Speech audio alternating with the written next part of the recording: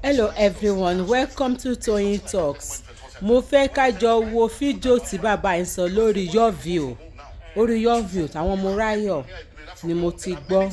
Mo dẹ̀ fẹ́ ká jọ wò ó máa ṣe yín láǹfààní, ó máa ṣe mí náà láǹfààní. You can run things from home. Wọ́n ní kò yẹ káwọn ọmọ wa kán bẹ̀rẹ̀ school because ní Nàìjíríà ní ìsẹ́bà máa rọ̀ ọmọ 1 year, ọmọ 2 years ó ti bẹ̀rẹ̀ school. 4 years ló yẹ kó ọmọ ṣẹ̀ṣẹ̀ bẹ̀rẹ̀ school. Wọ́n ní bọ̀ torí pé wọ́n ti bà gbogbo education jẹ́. Wọ́n ní torí pé wọ́n ti bà gbogbo public education jẹ́ nǹkan tó wù ìjọba náà ṣe. Oníkálukú private kan jáde so pé normally ó yẹ ká wá òbí either ọkọ àbíyàwó èyí tó bá ń gbowó jù ni kó lọ síbi iṣẹ́, èyí tí ò bá gbowó púpọ̀ kó wà nínú ilé láti give ọmọ yìí ní better education because it start from home. Everybody can even work from home. Tó bá ń fẹ́ gbé ojú kan ṣiṣẹ́ wàá lè máa take care ọmọ tó jẹ́ kó wà less than 4 years old. You can stay at home kó máa ṣiṣẹ́. It's happening around us here. It's happening Western world. So please kì í ṣe ká kàn drop ọmọ wa síta èyí tó bá kọ́kọ́ láti bẹ̀rẹ̀ nǹkan tẹ́ bá kọ́ wọn ó wà important. Ẹ má jẹ́ ká put responsibility wa síta. God bless us. Àwa tá a bá lè ṣe, God bless you. Jẹ gbọ́. Gbogbo nǹkan tí ẹ lẹ́nu yunifásitì kan lẹ́nu lò níbi tá a ti ṣe let us face ti yẹ. But tó bá kọ́ṣẹ́ ọwọ́ is for life. Ẹ jẹ́ ká jọ gbọ́. Like my video please. Drop your comments. Share this. I appreciate you. God bless you. See you next time in my next video. God bless you. I love you all. Bye. Told you that you must go to school. Where did you get the idea from? Who ingrained that thinking into you? A child is not supposed to go to school until the child is 4 years old.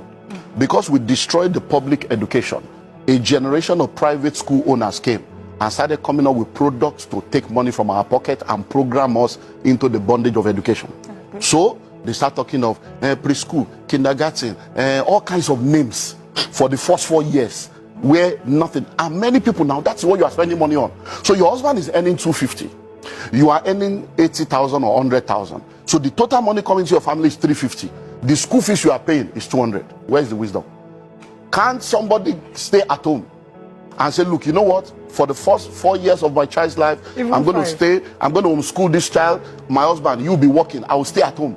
Many women that are working today, they are not supposed to be working. It has nothing to do with family. It's about my family. What's our family value? This is the formative stage of this children. Stay at home because what you are going to earn is not even anything. You are going to earn 100. So if you are earning something big, they might say, okay, only maybe the man will be the one to stay at home.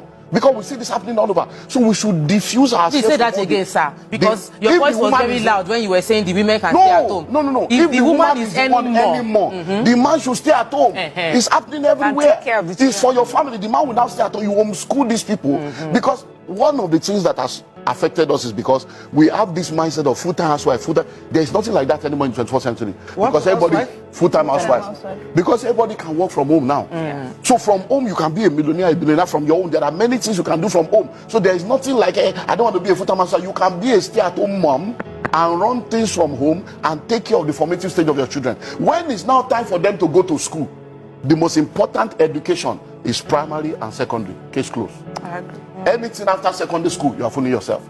Majority of the university today, they are all just wasting their life away.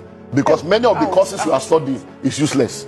The world is changing. The day you enter school, by the time you graduate in 5 years' time, everything you have learned is useless. Over 80% of what you learn in university is useless in the real world. So what are we killing ourselves? University, you don't know any trade, you don't have anything. After you finish 22 years in school, the first letter you write is I beg to apply. So the educational system was programmed to make you a beggar, so that you can be begging for job. Because we have people graduating, they can't create job, they are seeking for job. Once you have finished primary school and you have discovered purpose, from primary school you can now say, okay, I'm going to catering school 3 years or 2 years. I'm going to tailoring school 2 years. You will now go and study to develop the skill that you have discovered. And you can become a chef from that point. At 13. Because the courses of the future, most of the courses people are studying now, they are trying to solve yesterday's problem. The courses that will solve tomorrow's problem does not require 4 years. Why? Because certification is almost every 6 months. New things are coming up. So you need between 6 months to 18, 2 years max to be focused on the basics of any skill or career, and then you continue to grow in that career. What about computer programming? In fact, that's the simplest one. In 6 weeks, you can start making money. Online. In 6 weeks. You don't need to go to Scrum spend 4 Master, years. Cyber security, all manner of stuff going on. You can sit in your house and you'll be making millions in dollars legally. There are schools in this Lagos that will teach you that free of charge. They will house you, they will feed you, they will teach you free, they will still give you a job. And then you will pay back when you get a job over a period of time. School free in this Lagos. People are not looking for that. They want to go and do 4 years, and then 4 years that will become 6 years because it's the programming. Because when we're growing up, our parents want you to be a doctor, lawyer, engineer. All those courses are useless now. AI is taking over. What I'm hearing you is we should about law. Law is there is nothing called law, but yes, expire. They are all expired courses. Law, so medicine. It's about AI is doing it now. Watson will take over. The law you are studying law in Nigeria. When you get to England, you can't practice. You have to acclimatize to their own. You do their bar. You go to America and say, but the software now, AI, will be a global lawyer that has every law of every nation and understands every language. So which law are you reading?